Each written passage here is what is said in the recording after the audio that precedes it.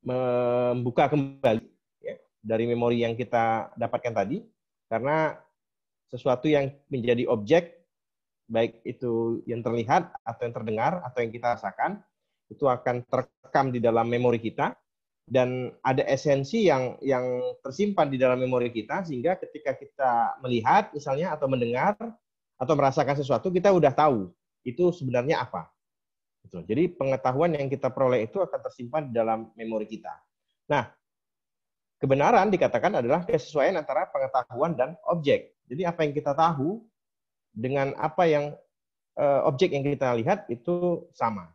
Nah, kalau apa contohnya misalnya kesesuaian antara pengetahuan dan objek. Apa yang kita ketahui tentang pesawat terbang misalnya? Nah, pesawat terbang yang kita ketahui pasti dia terbang dan parkirnya ada di bandara udara. Lalu kemudian punya sayap, lalu ada ekornya, terbang menggunakan mesin jet, ya, ada pesawat tempur, dan lain sebagainya. Itu pengetahuan kita. Dan begitu kita melihat objeknya, kita pergi ke bandara, maka kita akan tahu bahwa itu jenis pesawat apa. Ya. Apakah ini pesawat tempur, atau pesawat penumpang, atau itu yang namanya helikopter. Bisa seperti itu. Atau kita tahu bahwa yang namanya kapal itu jalannya di air. Gitu, baik. Berlayar dia. Nah, ketika kita melihat objek itu ada di air, di laut, misalnya kita bisa tahu itu adalah kapal. Nah, tapi kalau ternyata kapal itu jalan di jalan raya, kira-kira bagaimana? Itu kan berarti tidak sesuai antara apa yang kita ketahui dengan objek yang ada, gitu loh. Ada sesuatu objek yang kemudian jalan di jalan raya, terus kita bilang apa dia? Misalnya. Apakah kita akan bilang itu kapal? Kan gitu.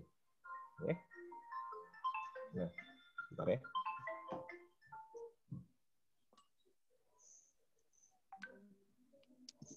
Nah, jadi yang namanya kebenaran adalah sesuatu yang sesuai antara apa yang menjadi pengetahuan kita. Pengetahuan itu sudah ada di dalam memori kita, dan kemudian kita mencocokkan dengan objek apa yang menjadi perhatian daripada panca indera kita. Nah, lawan daripada kebenaran adalah kekeliruan.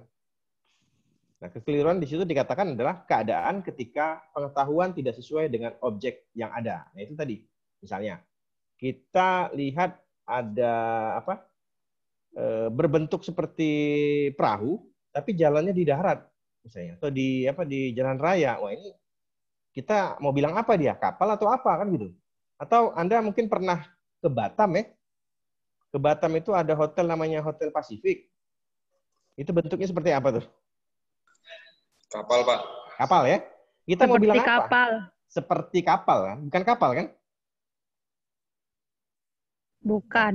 Nah, karena apa yang kita ketahui yang namanya kapal itu jalan di laut. Tapi si Hotel Pasifik itu bentuknya seperti kapal, tapi nggak jalan-jalan sampai hari ini kalau Anda pergi sana. Gitu. Nah, kita serba salah mau bilang hotel misalnya kan, tapi bentuknya kapal. Nah, itu keadaan-keadaan yang mungkin kita mengatakan sebagai kekeliruan ketika keadaan pengetahuan itu tidak sesuai dengan objek yang ada. Bentuknya seperti kapal, tapi kok nggak jalan di laut gitu kan? Nah, berarti kita nggak bisa bilang dia kapal, itu loh. Walaupun bentuknya seperti kapal. Apa bisa kita bilang kapal itu, Hotel Pasifik itu?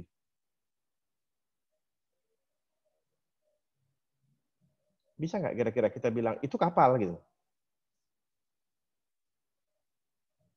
Nggak bisa, Pak, karena dia tidak bisa bergerak. Karena dia tidak bergerak, gitu ya. Lalu kita bilang apa dia? Sejenis apa objek itu? Tetap di hotel, Pak. Hotel. Atau apa? Gedung, misalnya. Kita bisa bilang gedung? Hotel, tetapi bentuknya seperti kapal. Bentuknya seperti kapal, tapi bukan kapal ya? Bukan, Pak. Bukan ya? Oke. Nah, itulah kira-kira yang dimaksud dengan bisa jadi kekeliruan gitu loh. Orang mungkin kalau pertama-tama datang ke Batam, lihat dari jauh, oh ini kapal kan, kapal pesiar gitu kan.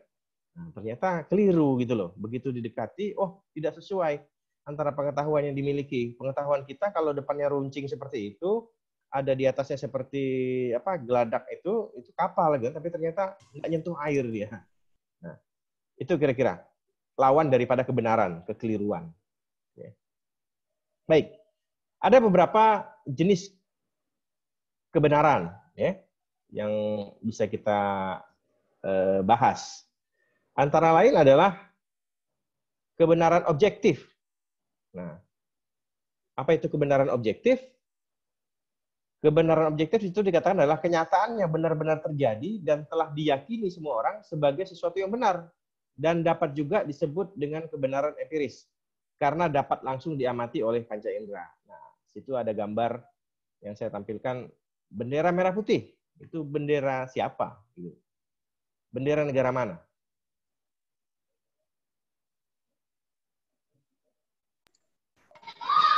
Benderanya Indonesia. Indonesia. Ada yang mau bantah bahwa bendera yang ada di gambar itu adalah merah putih? Di situ adalah bendera negara Malaysia misalnya? Kalau ada yang bantah itu negara, dibilang bendera itu negara Malaysia, kacau tuh, pindah aja kakaknya, Pak. Ya, intinya di situ dikatakan bahwa kebenaran objektif adalah kebenaran yang terjadi dan telah diyakini. Kita yakini semua bahwa merah putih ini adalah bendera Indonesia. Kecuali terbalik dia, putih merah bawahnya. Jadi apa, Monaco ya? Negara mana itu? Ya? Polandia. Nah, gitu. Jadi ketika bentuknya seperti bendera, warnanya merah putih, dan kita bilang itu adalah bendera Indonesia, diyakini oleh semua orang. Saya yakin semua yang hadir di dalam kelas ini, ada 61 orang ini pasti mengatakan ini adalah bendera Indonesia. Lalu gambar di sebelahnya, gambar di sebelah itu adalah air bentuknya cair, gitu loh. Dan air itu bentuk apa wujudnya ya, cair, mengikuti bentuk, gitu ya, mengikuti apa ya? Itu kalau air dimasukkan dalam gelas dia jadi berbentuk seperti gelas. Gimana kebenaran ini? Benarkah bahwa air itu wujudnya cair?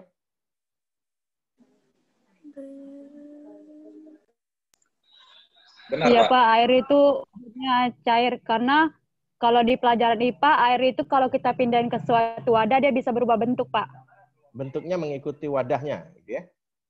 Dan Iya Pak. Dan itu kita yakini ya, semua orang yang ada di sini, ada 61 orang ini meyakini bahwa yang namanya air itu bentuknya cair atau wujudnya cair. Gitu ya. Nah, kemudian yang kita ketahui kalau kita belajar IPA, air itu akan mencari tempat yang rendah gitu ya. Seperti yang di situ apa botol itu dituang, airnya turun keluar dari yang tinggi ke yang rendah. Nah, kan begitu. Itu adalah kebenaran objektif yang bisa secara langsung kita amati. Ya. Dan atau disebut juga dengan kebenaran empiris. Empiris itu kenyataan, nyata. Gitu. Baik, selanjutnya kebenaran subjektif. Yaitu kebenaran yang hanya diakui sebagai kebenaran oleh sebagian manusia saja. Subjektif. Nah, kita sering bilang, pendapat Anda terlalu subjektif. Gitu kan. Tapi bisa jadi itu adalah sebuah kebenaran yang diyakini oleh sebagian manusia saja. Nah, di situ rokok. Rokok katanya kalau habis makan tuh nikmat sepertinya merokok. Apakah semua manusia di dunia ini menyatakan itu? Tidak. Tidak ya. Sebagian saja kan, sebagian manusia. Khususnya mereka yang merokok gitu, nikmat katanya. Nah, saya tidak merokok ya, saya tidak mengetahui nikmatnya itu seperti apa. Dan saya tidak bisa mengatakan itu benar. Ya kan? Atau pete atau jengkol itu kan. Wah, ini menjamu selera gitu kan. Kalau ada pete, ada jengkol itu selera gitu kan. Tidak semua orang gitu kan. Nah, ini adalah kebenaran subjektif. Gitu. Atau beberapa waktu ke belakang muncul gambar jengkol sebagai alat untuk mencegah terjadinya COVID misalnya. Karena bisa jaga jarak gitu kan. Nah, tidak semua orang bisa menerima pernyataan itu yang di-share melalui grup-grup gambar jengkol gitu kan. Obat anti COVID misalnya kan. Karena bisa menjaga jarak katanya. Ya, sebagian orang mungkin seperti itu, tapi sebagian orang mungkin tidak. Ini adalah kebenaran yang subjektif. Lalu kebenaran rasional.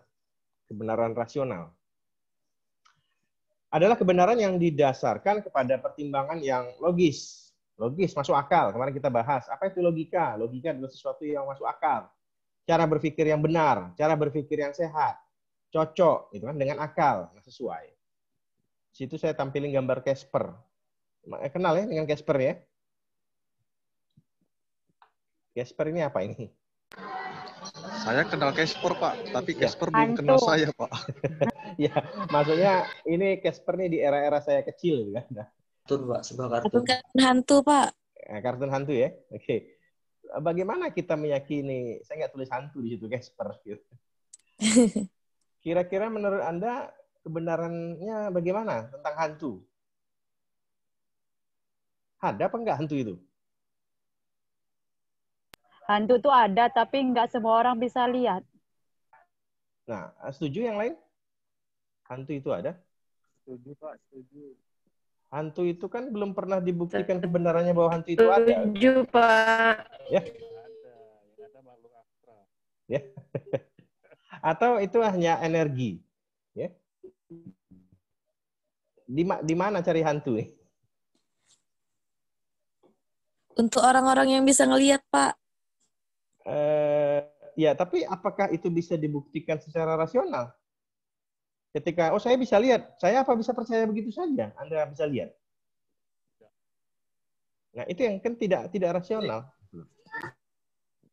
Nah, saya biasanya bahas soal yang seperti ini, saya bilang bahwa ini adalah bagian daripada energi. Gitu kan? Ada energi. Hari ini orang tren mengatakan bahwa coba berpikiran positif. Anda sering dengar banyak motivator-motivator yang bilang bahwa coba kurangi yang namanya berpikir negatif. Berpikirlah secara positif, gitu kan? Nah, ada satu konsep ya, walaupun ini kebenarannya masih harus diuji kembali secara ilmiah, tapi saya agak meyakini pendapat ini itu tentang apa? Kekuatan energi pikiran positif dengan kekuatan perasaan positif. Itu. Perasaannya beda ya, pikiran sama perasaan. Nah, cuman karena kita belajar logika, jadi kita tidak bicara perasaan sebenarnya. Nah, tapi kita singgung sedikit nih karena Casper ceritanya. Coba apa yang bisa, mungkin Anda bisa kasih pendapat nanti. Kalau Anda malam ini malam Jumat, ya, Anda kemudian pergi ke kuburan di mana lah, Batu Tujuh lah misalnya. Ya. Kuburan Batu Tujuh malam ini nanti jam-jam 12:30 misalnya. Bagaimana perasaan Anda? Adakah yang perasaannya happy? Takut. Tidak, Pak. Tegang. Tegang. Kenapa bisa tegang gitu loh? Ada masalah. Ketakutan. Kenapa Anda takut? Ya? Takut ketemu hantu, Pak. Oh, di situ tempatnya hantu gitu. Iya, ke tempat rumahnya hantu. Itu perasaan Anda atau pikiran Anda? Perasaan, Pak. Perasaan gitu ya.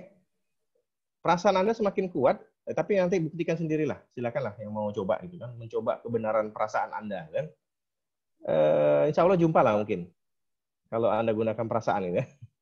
Karena ternyata ada satu pendapat dalam konsep bukunya Quantum Ikhlas itu mengatakan bahwa Herbert Sentanu yang tulis bukunya, Anda bisa cari nanti bukunya Quantum Ikhlas karyanya Herbert Sentanu, bicara soal energi itu ternyata kekuatan pikiran positif itu hanya menyumbang 20% untuk menjadi kenyataan. Nah, sedangkan perasaan itu menyumbang 80% kekuatannya.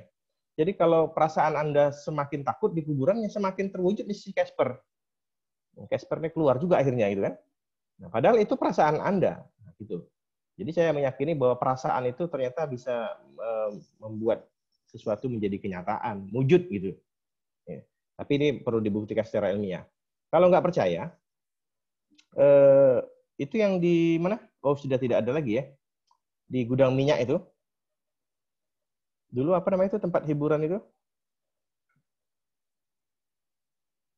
Ada ingat begitu mau masuk sebelum Rimba Jaya itu?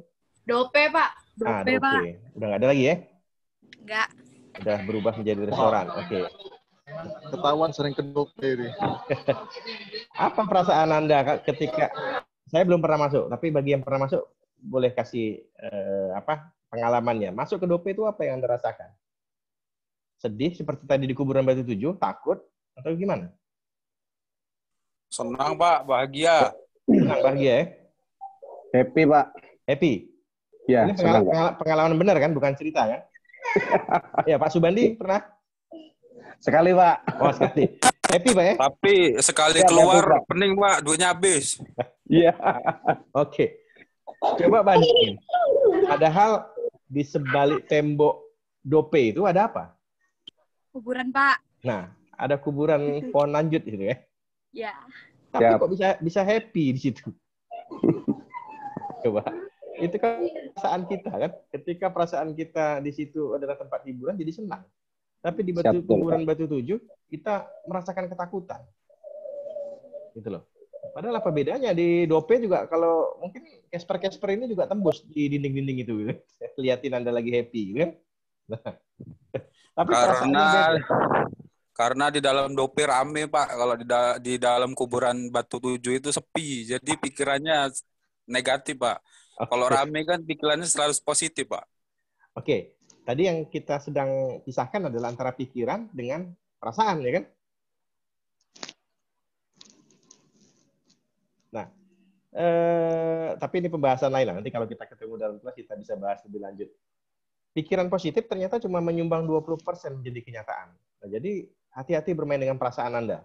Kan gitu. Karena perasaan itu ternyata punya kekuatan 80%. Nah, kalau nggak percaya, tadi coba malam Jumat ini pergi ke kuburan.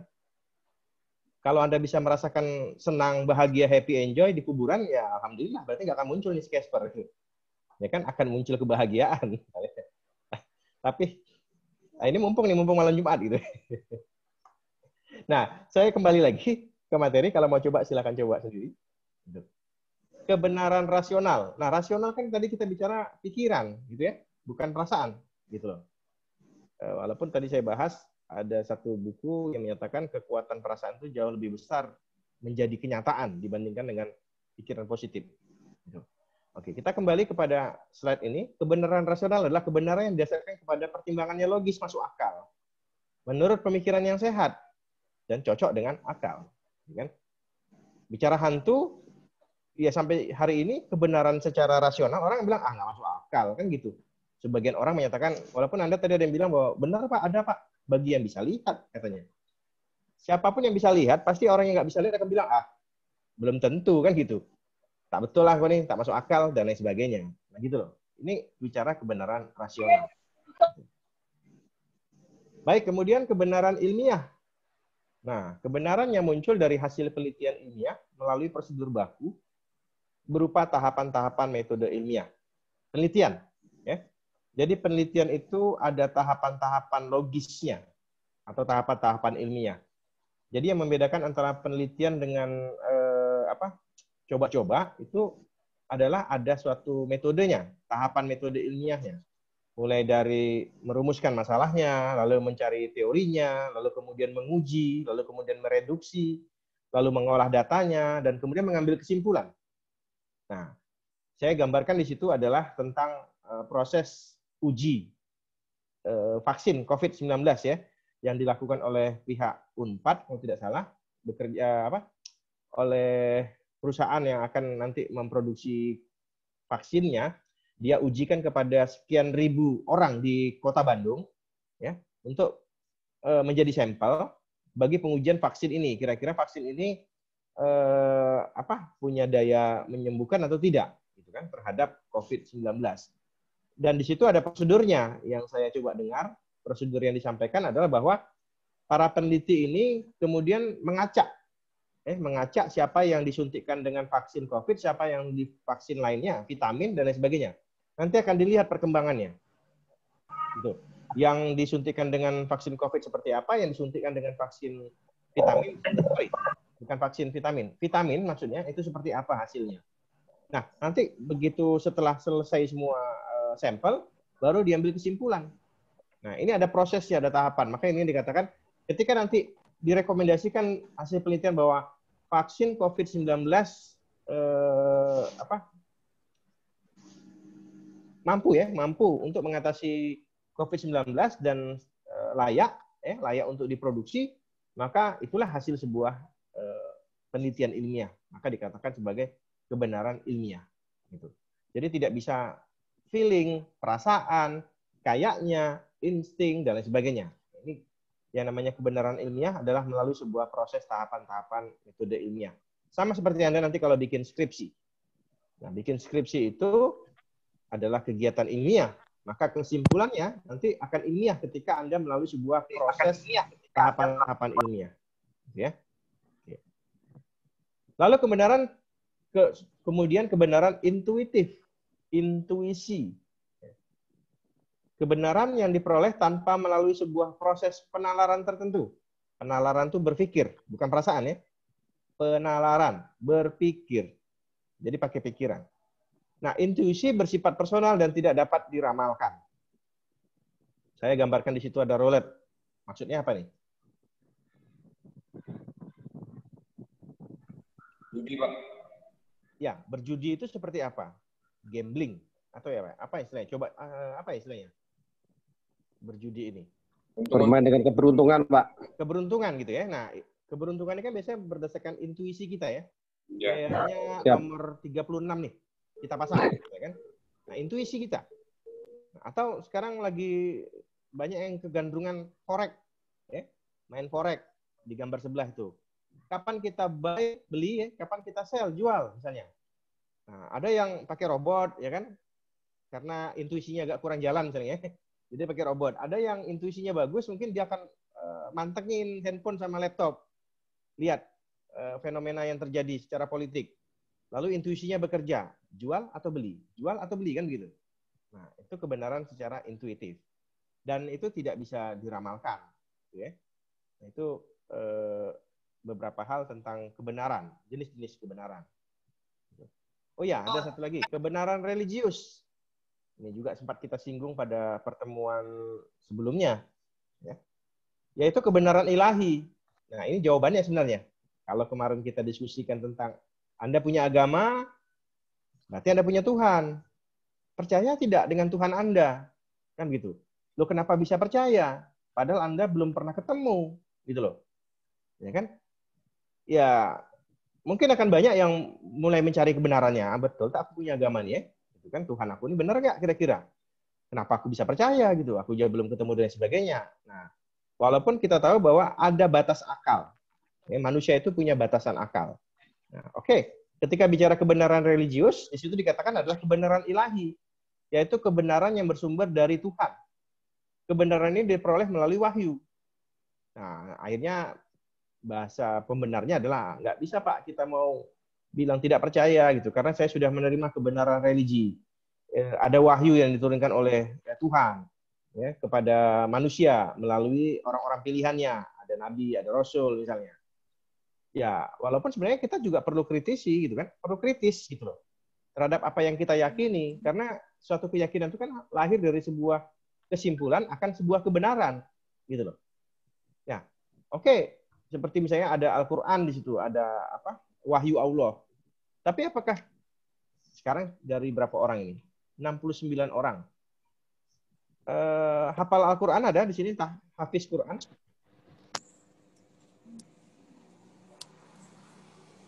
Kalau ada, Anda dekat-dekat lah dengan yang hafiz ini kan.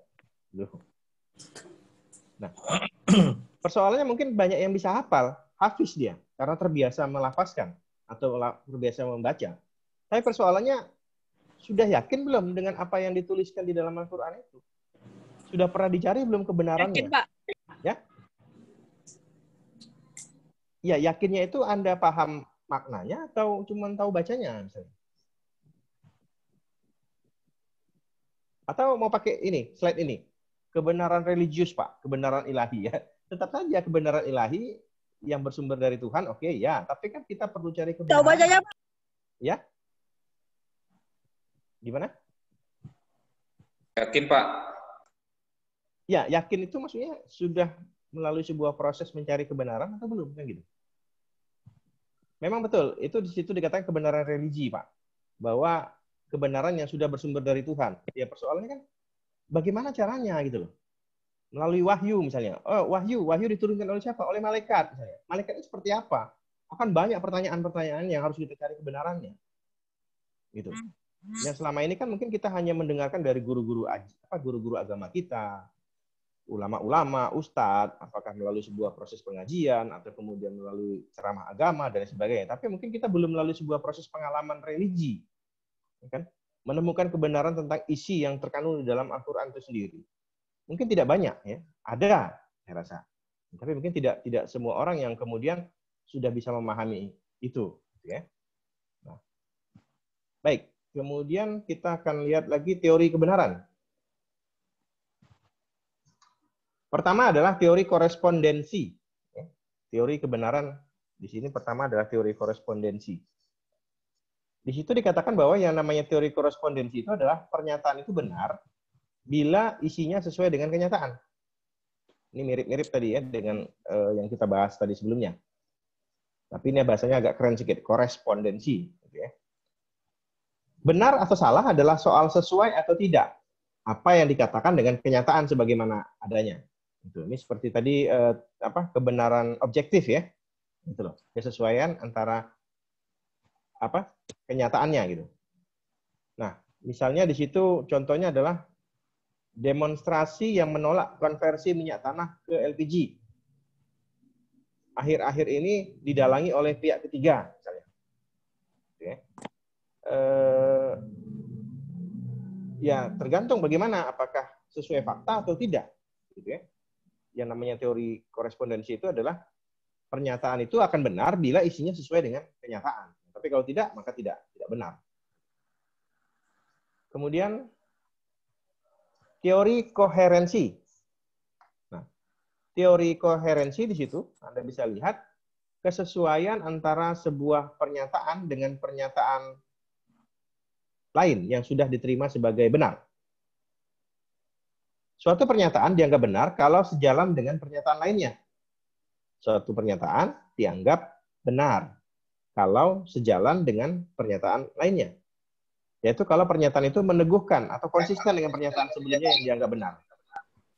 Anda lihat contoh di situ. Gitu ya.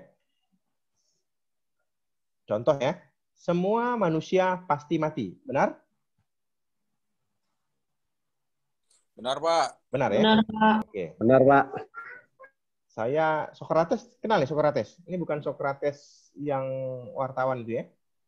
Ini Sokrates filsuf.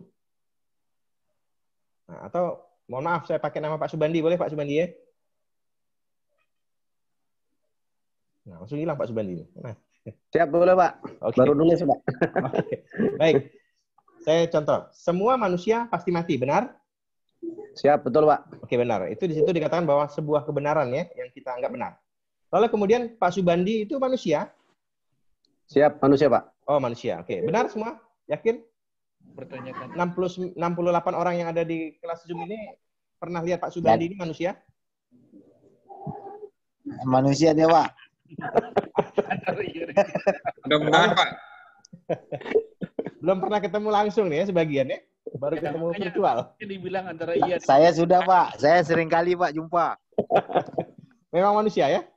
Siap, manusia Pak. Benar, Pak. Manusia dia, Pak. Manusia. Oke. Semua manusia pasti mati tadi benar semuanya bilang. Lalu Pak Subandi ini manusia, ada saksinya bahwa benar dia manusia. Kantor di mana Pak Subandi? Siap, di tepi laut Pak. Oh, di tepi laut. Nanti bisa cari membuktikan bahwa benar atau tidak Pak Subandi ini manusia. Tapi udah ada saksinya bahwa Pak Subandi adalah manusia. Oke, pernyataan bawahnya. Pak Subandi pasti mati. Benar Pak? Pasti Pak. Pasti. Kenapa? Setiap yang hidup pasti mati. Gimana? Setiap yang bernyawa pasti akan mati, Pak. Iya, betul. Nah, kita nggak usah lari jauh-jauh, Pak. Di situ tadi udah dibilang bahwa semua manusia itu pasti mati. Iya, betul. Dan Pak Subandi itu manusia. Benar juga. Maka kesimpulannya Pak Subandi itu akan mati. Itu kesimpulannya. Nah, ini koherensi. Anda coba lihat di poin kedua itu. Suatu pernyataan dianggap benar, jadi pernyataan Pak Subandi pasti mati. Gitu ya? Suatu pernyataan dianggap benar kalau sejalan dengan pernyataan lainnya. Kan sejalan tadi, lurus. Iya, betul. Nah, kalau pernyataan itu meneguhkan dan konsisten ya, dengan pernyataan sebelumnya yang dianggap benar. Jadi kebenaran hanya berkaitan dengan implikasi logis dari sistem pemikiran yang ada. Ini jalan pikiran, Pak. Ini yang mau kita bahas dalam logika. Sederhana.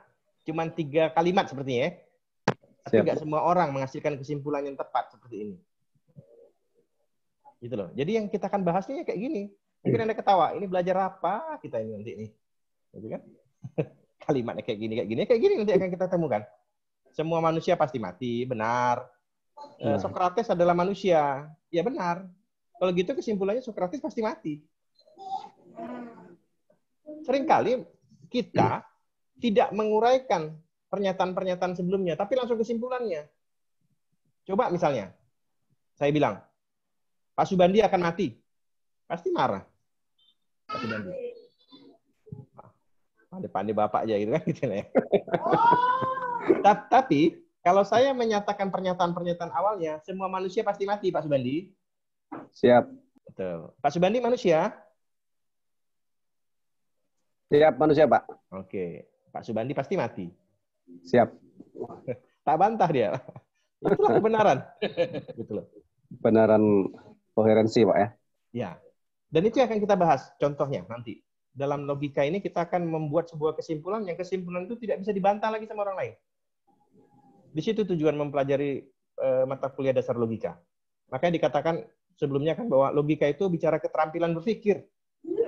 Tidak semua orang punya keterampilan berpikir, Pak. Ya, kebetulan ini ada 69 orang belajar logika, paling tidak ada 69 orang sekarang yang sudah mulai sadar bahwa berpikir itu penting. Nah, banyak dari kita buat kesimpulan tanpa pernah berpikir. Gitu kan? Ya ini sederhana misalnya. Oke, ini contoh dari kebenaran koherensi. Jadi satu pernyataan yang benar dihubungkan dengan pernyataan lagi yang benar, maka menghasilkan sebuah kesimpulan yang dalam bentuk pernyataan juga. Oke. Oke. Baik, ini penjelasannya ya, Teori koherensi lebih menekankan kebenaran logis dan cara kerjanya deduktif. Nanti saya jelaskan deduktif itu apa. Pengetahuan yang benar hanya dideduksikan atau diturunkan sebagai konsekuensi logis dari pernyataan-pernyataan lain yang sudah ada dan yang sudah dianggap benar. Nah, konsekuensinya, kebenaran suatu pernyataan sudah diandaikan secara a priori tanpa perlu dicek dengan kenyataan yang ada. Tidak perlu dibuktikan, Pak. Saya ulang lagi ya. Saya ulang contohnya tadi. Semua manusia pasti mati. Nah, Sokrates itu adalah manusia. Benar ya? Nah, Maka Sokrates pasti mati. Betul. Jadi semua manusia itu pasti mati, sebuah kebenaran. Kita hubungkan lagi dengan sebuah pernyataan yang menyatakan bahwa Sokrates itu manusia. Oh iya, benar. Kalau gitu kesimpulannya Sokrates pasti mati. Nah, di situ ya, tadi dikatakan bahwa apakah kita perlu buktikan? Tadi kalau contohnya Pak Subandi, apa kita perlu buktikan? Kita datang ke kantor beliau di tepi laut, kita buktikan dia manusia apa tidak, lalu kita buktikan dia mati nggak kira-kira? Nah, teori koherensi tidak mengharuskan itu. Di situ dikatakan bahwa konsekuensinya kebenaran suatu pernyataan sudah diandaikan secara a priori tanpa perlu dicek dengan kenyataan yang ada. Udahlah, pasti matilah kira-kira gitu. Sepanjang dia manusia. Ya. Lalu kemudian teori pragmatisme. Ya. Yaitu pernyataan yang benar adalah ide yang berguna, pragmatis. Ide yang benar adalah ide yang paling mampu memungkinkan seseorang melakukan sesuatu secara paling berhasil dan tepat guna. Kriteria utama untuk menentukan apakah suatu ide benar atau tidak. Kita semua sering dengar istilah pragmatisme ya. Pragmatisme itu maksudnya sesuatu yang tadi di situ dikatakan yang berguna, yang bermanfaat atau yang apa ya istilah hari ini. Makanya kita bilang pikirannya pragmatis. Pragmatis itu hanya bicara tentang yang menguntungkan saja kan gitu. Sehingga dia akan bilang itu benar gitu loh. Apalagi sekarang lagi pilkada. Pokoknya karena dia sudah terlalu fanatisme terhadap pasangan calon atau calonnya, benar aja apa yang dikatakan oleh calon itu gitu. Itu pragmatis. Karena dia merasa mendapat keuntungan ketika dia memuji, mendukung dan lain sebagainya. Nah, itu yang dikatakan dengan pragmatisme, pikiran pragmatis katanya kan.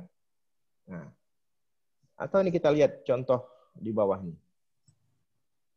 Kemacetan di jalan-jalan besar di Jakarta disebabkan terlalu banyak kendaraan pribadi yang ditumpangi oleh satu orang. Solusinya, wajibkan kendaraan pribadi ditumpangi minimum 3 orang. Ide tersebut benar kalau ide itu berguna dan berhasil menyelesaikan persoalan kemacetan. Ternyata tidak. Misalnya kan, 3 in 1. Gitu. Atau sekarang di Jakarta modelnya ganjil genap. Kalau hari ini plat nomor yang ganjil yang boleh jalan, besok plat nomor genap. Gitu loh. Nah, apakah ide itu benar? Dikatakan benar kalau ternyata berhasil atau berguna. Tapi kalau tidak berhasil, ya tidak berguna. Nah, itu namanya kebenaran pragmatisme. Kebenaran yang didasarkan pada kebermanfaatannya suatu ide.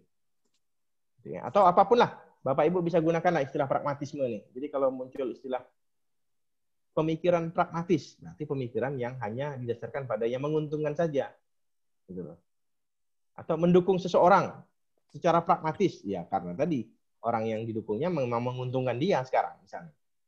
Itu kalau kita tarik pada keadaan hari ini. Baik, kemudian intersubjektivitas. Ini seperti apa? Intersubjektivitas itu adalah kebenaran, adalah kesesuaian atau konsensus yang dapat dicapai atau diterima oleh orang, terutama di antara para pakar. Gitu. Sorry, ini yang bawah ini salah nih. Ini bukan penjelasan intersubjektivitas ya. Jadi kebenaran intersubjektivitas adalah kebenaran yang merupakan konsensus, kesepakatan yang dapat dicapai atau diterima oleh orang, terutama di antara pakar. Seperti yang terjadi dengan kita hari ini. Hari ini diyakini sebagai Hari Kesaktian Pancasila. Ini kan konsensus. Walaupun kemudian muncul lagi gagasan untuk menjadikan tanggal 1 Juni kalau tidak salah sebagai hari lahirnya Pancasila. Nah, tapi hari ini 1 Oktober disepakati konsensus bahwa setelah rongrongan G30 SPKI 30 September gerakan 30 September PKI, gerakan yang mencoba merongrong Pancasila pada saat itu dinyatakan seperti itu, maka ternyata Pancasila itu tetap mampu bertahan karena gerakan untuk melakukan kudeta tidak berhasil.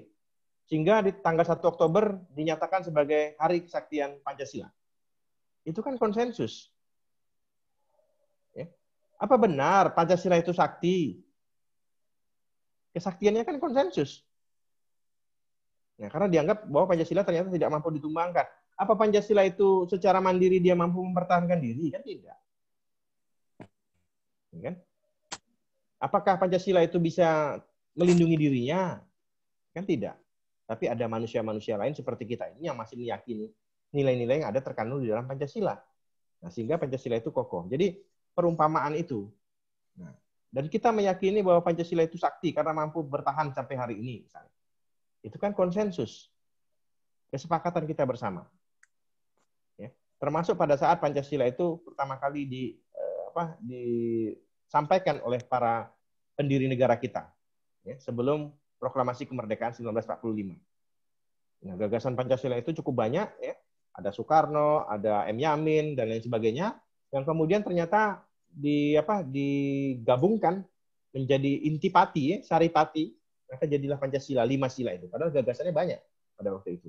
Dan dianggap bahwa 5 ini adalah cerminan nilai-nilai luhur bangsa Indonesia yang memang digali dari bumi Indonesia. Gitu. Nah, itu teori kebenaran intersubjektivitas. Baik. Sekarang kita mau lihat validitas kebenaran. Valid itu artinya sah, gitu ya. Atau di situ kuat, absah, atau kita ya sering sehari-hari mengatakan bahwa yang namanya valid itu adalah sah, gitu ya. Valid ya. Nah, nanti di pembahasan berikutnya dasar logika kita ini akan mengarah pada menguji apakah hasil pemikiran kita itu valid atau tidak valid. Jadi materi-materi yang nanti akan kita bahas itu sebenarnya mengarah, ujungnya adalah mau menguji apakah kesimpulan, ya sebenarnya kesimpulan itu adalah hasil sebuah proses berpikir, ya akan kita uji apakah kesimpulannya valid atau tidak valid, sah atau tidak sah. Nah, sama seperti tadi, Ya. Pak Subandi akan mati, kesimpulannya. Valid apa tidak? Nah, itu akan kita uji nanti. Valid atau tidak. Secara sepintas, ya tadi, semua manusia akan mati, Pak Subandi adalah manusia, benar, maka ya Pak Subandi akan mati, benar. Nah, tapi nanti kita akan uji. Kemarin saya katakan bahwa dalam logika itu ada syarat formal, ya. Syarat formalnya adalah bahwa berpikir itu ada mekanismenya, ada aturannya, ada tata caranya. Sehingga ketika terpenuhi aturannya, maka pemikiran itu akan dikatakan valid atau sah. Nah, ya ciri-cirinya bagaimana? Salah satunya adalah ketika kita, ya wujud daripada pemikiran kita kan kata-kata. Apa yang keluar dari lisan ataupun tulisan kita itu adalah wujud dari buah pikir.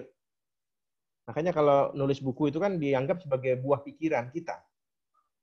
Atau berbicara. Berbicara ini adalah juga buah pikiran kita. Gitu ya. Nah, cuman kita tinggal menguji apakah buah pikiran kita valid atau tidak. Nah, itu yang akan kita lakukan. Misalnya begini. Bapak Ibu baca buku, kadang-kadang ada yang mudah dipahami, ada yang nggak mudah dipahami. Nah, di situ saja. Kalau buku itu ternyata mudah dipahami dan dimengerti, berarti pemikirannya benar, alur pikirnya benar, sehingga kita paham. Nah, jadi tidak semua orang nulis buku itu bisa dipahami. Nah, kalau ternyata jalan berpikirnya tidak tepat, orang akan bingung. Nah, itu contohnya. Atau berbicara, kadang-kadang kita bingung. Dia ngomong apa ini kan? Udah panjang lebar pidatonya, udah kemana-mana, bingung kita apa sih sebenarnya yang mau dinyatakan. Nah, bisa jadi alur pikirnya nggak pas, nggak tepat. Gitu. Nah, jadi kita akan lihat nanti adalah validitas kebenaran. Valid, sah kebenarannya. Diterima atau tidak. Nah, ini contohnya, Pak. Ada beberapa. Ini memancing saja ya, misalnya. Tuhan adalah cinta, cinta adalah buta. Jadi Tuhan adalah buta, misalnya. Ya, kalau melihat tadi, menyimpulkan melalui premis-premis, sepertinya benar kan gitu. Tapi apakah benar? Nanti kita akan uji. Tapi di sini udah dikasih jawaban ini. Argumen tidak valid dan kesimpulan salah. Katanya. Masa Tuhan adalah buta? Katanya Tuhan tahu segalanya. Kan? Nah, tapi kalau mengacu ini Tuhan adalah cinta. Loh, cinta itu katanya buta. Kalau gitu Tuhan buta. Loh, jadi tidak valid. Kenapa tidak valid? Nanti akan ada pembahasannya. Nanti kita uji. Baik, kemudian semua orang sopan adalah peramah. Orang sopan itu dianggap ramah, gitu ya. Beberapa petenis adalah bukan orang sopan. Beberapa petenis adalah bukan sopan. Jadi beberapa petenis adalah bukan peramah. Nah, premis dan kesimpulan benar. Premis nih ya, semua orang sopan adalah peramah. Beberapa petenis adalah bukan orang sopan. Ya nggak semua petenis sopan kan? Nah, ada yang nggak sopan juga misalnya. Jadi kesimpulannya, jadi beberapa petenis adalah bukan peramah. Oke, di sini dikatakan premis dan kesimpulannya benar, tapi argumennya tidak valid. Nah, kenapa tidak valid? Nanti kita akan bahas. Kalau tidak valid, ya berarti tidak sah. Bagaimana pula kita menyatakan ini, gitu kan? Nah. Oke, kemudian contoh berikutnya. Semua mantan presiden adalah orang bertanggung jawab. Ber-TJ ini maksudnya bertanggung jawab. Soekarno adalah orang bertanggung jawab. Jadi Soekarno adalah mantan presiden.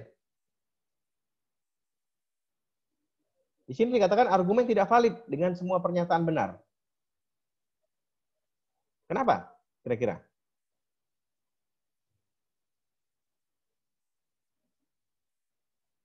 Kenapa kira-kira?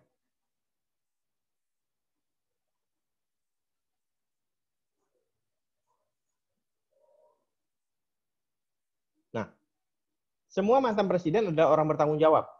Ya, kita ada Presiden Soekarno, ada Presiden Soeharto, lalu kemudian B.J. Habibie, lalu kemudian Gus Dur, setelah itu Ibu Megawati, lalu Presiden SBY, ya, ada 6 mantan presiden.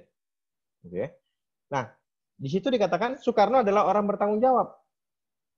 Jadi Soekarno adalah mantan presiden. Nah, Soekarno di situ apakah Soekarno yang presiden? Kan belum tentu.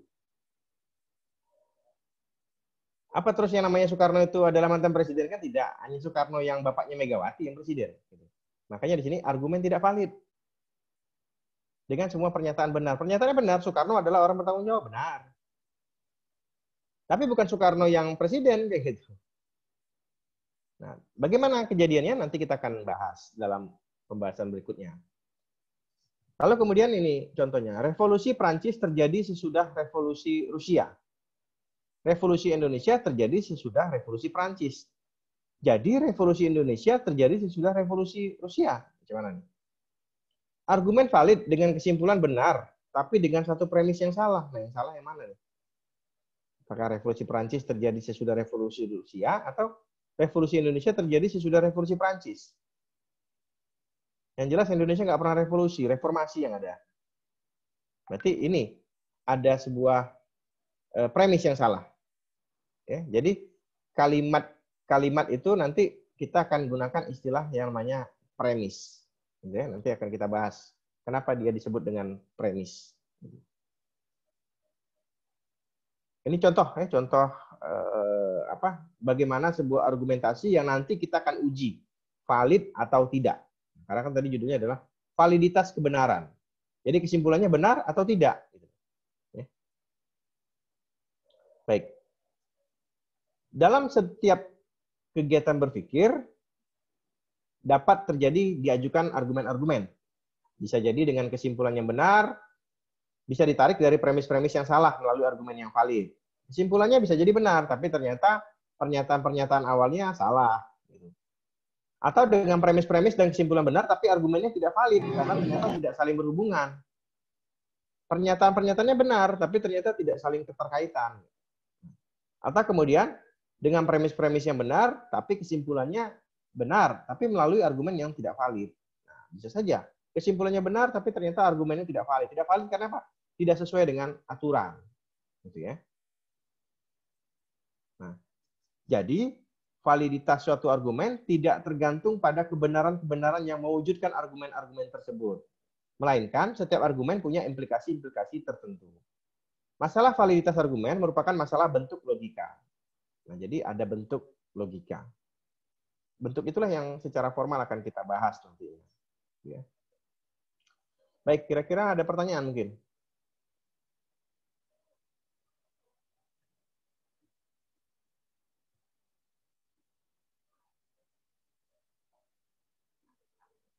Atau kita lanjut dulu ya. Baik. Sekarang kita masuk ke jenis argumen.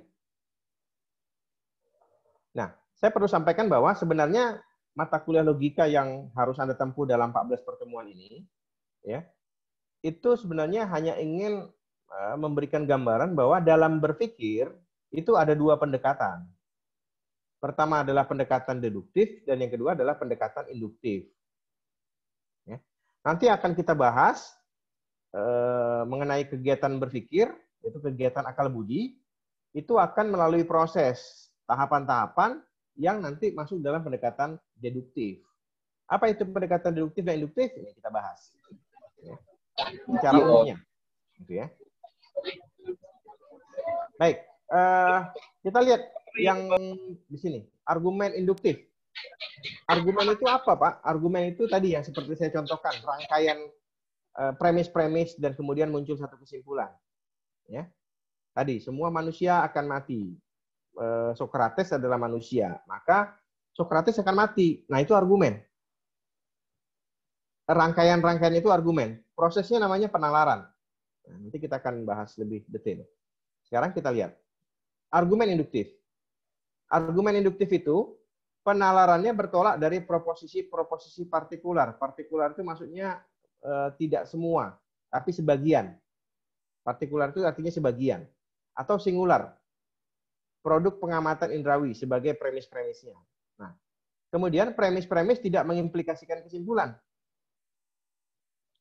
Hubungan antara premis dan kesimpulan bersifat probability. Probability ini artinya kemungkinan. Kita tidak bisa bilang pasti. Jadi, alur berpikir secara induktif ini dimulai dari fenomena-fenomena secara tunggal. Di mana kesimpulannya kita tidak bisa menyatakan itu pasti. Karena bicara argumen induktif itu bicara tentang probabilitas. Probabilitas itu kemungkinan. Di Batu 10, di daerah rumah saya, tadi sore mendung hujan. Di Tanjung Uban kabarnya begitu. Tadi sore mendung habis itu hujan. Nah, malam ini tadi dapat informasi misalnya di daerah Pamedan, mendung. Apakah pasti hujan? Belum tentu, Pak. Belum tentu. Makanya ada lagu mendung tak berarti hujan, kan gitu. Nah, probabilitas. Jadi fenomena-fenomena yang khusus di Batu 10, di Tanjung Uban, di Kijang, kita nggak bisa justifikasi bahwa nanti di Pamedan mendung hujan. Belum tentu. Itu namanya induktif. Paham ya? Kejadian-kejadian khusus, kita nggak bisa simpulkan secara pasti keseluruhan. Tapi berkemungkinan. Berkemungkinan hujan. Nah, itu cara berpikir induktif. Oke. Kita lanjut, kita lihat. Lalu, ini dia penjelasannya. Induksi adalah cara berpikir untuk menarik kesimpulan yang bersifat umum dari kenyataan-kenyataan yang bersifat khusus. Jadi kita mau menyimpulkan bahwa mendung itu berarti hujan. Nggak bisa.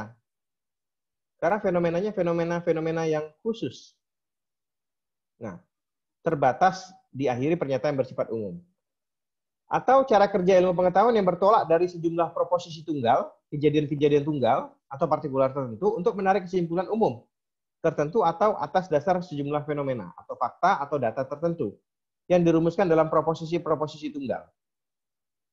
Ya, jadi kejadian-kejadian atau fenomena-fenomena itu yang kemudian diambil sebagai sebuah kesimpulan yang sifatnya adalah probabilitas. Gitu.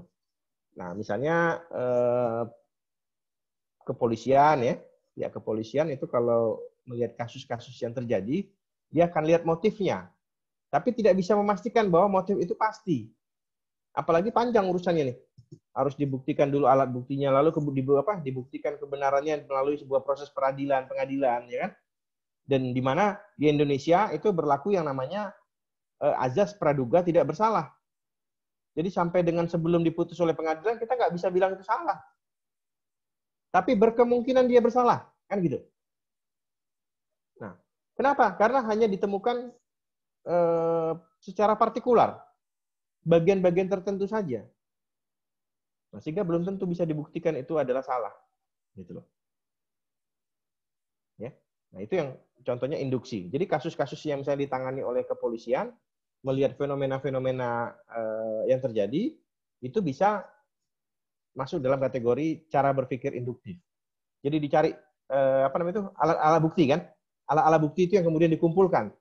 Nah, setelah dikumpulan, baru kemudian disimpulkan. Nah, kesimpulannya pun sifatnya masih probabilitas. Itu dia yang dimaksud dengan pendekatan induktif.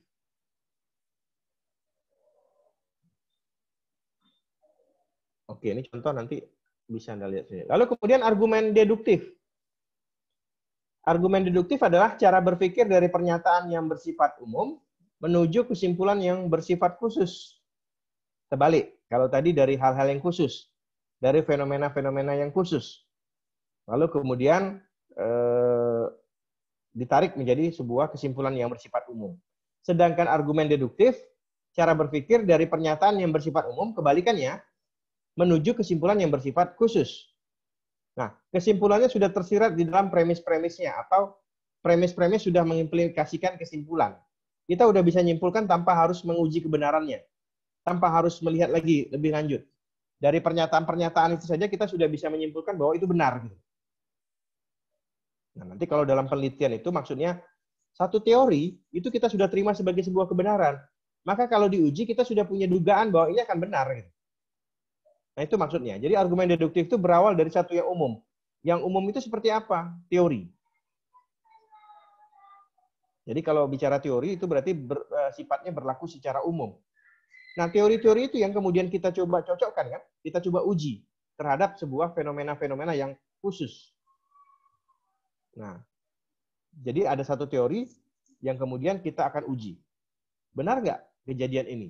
Karena menurut teori seperti ini. Itu yang dimaksud dengan argumen deduktif. Nah, kita lihat di sini. Contohnya. Semua logam bila dipanaskan akan memuai. Itu konsep umumnya. Ya. Semua logam bila dipanaskan memuai. Teori, kan gitu. Lah, tembaga itu adalah logam. Tembaga adalah logam. Tembaga bagian daripada logam. Oleh karena itu, maka tembaga kalau dipanaskan bagaimana? Nah, tentu Memuai. memuai Memuai, juga. Pak. Memuai Iya. juga ya. Karena dia logam. Nah, itu yang dimaksud dengan berpikir deduktif dari yang umum ke khusus. Nah, yang umum apa? Tadi logam. Logam itu sifatnya umum, ada banyak macam. Banyak jenis yang masuk kategori logam. Secara umum, yang namanya logam dipanaskan akan memuai. Nah, secara khusus kita cari yang namanya tembaga. Coba tembaga. Kalau dipanaskan bagaimana? Memuai enggak? Oh, ternyata memuai. Tembaga itu adalah logam. Itu ya yang dimaksud dengan cara berpikir deduktif. Dari umum ke khusus. Nah, kita nanti ke depannya akan membahas tentang alur berpikir, cara berpikir yang tepat, yang ujung-ujungnya adalah ingin menentukan mana yang cara berpikir deduktif dan mana yang cara berpikir secara induktif. Itu saja. Gampang-gampang susah. Nah, cara bahasanya seperti ini tadi. Semua logam bila dipanaskan memuai, tembaga adalah logam. Oleh karena itu, tembaga bila dipanaskan akan memuai. Tapi kita harus uji, valid atau tidak valid. Intinya begini, sehari-hari kita sudah melakukan yang namanya kegiatan berpikir. Kegiatan berpikir itu kemudian menghasilkan yang namanya kesimpulan. Tapi mungkin karena kita belum belajar logika, maka kita tidak tahu apakah kesimpulan kita itu valid atau tidak valid. Ya, mungkin ciri-cirinya ada, tidak valid. Bagaimana ketika orang tidak bisa memahami apa yang menjadi kesimpulan kita? Atau ternyata keputusan kita atau kesimpulan kita ternyata tidak tepat atau tidak sesuai atau tidak bisa menyelesaikan masalah. Berarti kita sudah mengambil sebuah kesimpulan atau keputusan yang tidak valid atau tidak benar. Begitu. Oke, itu kira-kira materi bahasan kita pada malam hari ini. Silakan kalau ada yang ingin bertanya. Atau bisa nanti disampaikan lewat Google Classroom ya. Nanti akan saya tulis di Google Classroom.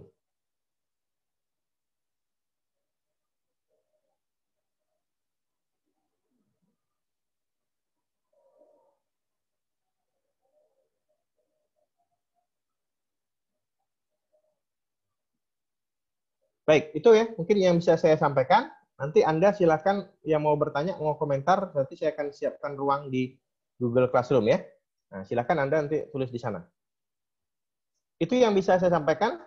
Bahan materi nanti akan saya share juga di Google Classroom, gitu ya, untuk Anda bisa baca kembali. Stream ini ada yang masuk, udah terlambat. Daftar hadir nanti Anda isi ya, tadi yang sudah saya sampaikan juga di WA. Dan nanti di Google Classroom juga akan saya lengkapi. Terima kasih atas perhatian Anda. Sampai jumpa di minggu depan. Saya sudahi dengan wabillahi taufiq wal hidayah. Wassalamualaikum warahmatullahi wabarakatuh dan selamat malam semuanya. Waalaikumsalam warahmatullahi wabarakatuh. Waalaikumsalam. Terima kasih Bapak. Waalaikumsalam. Waalaikumsalam. Benar, Bang.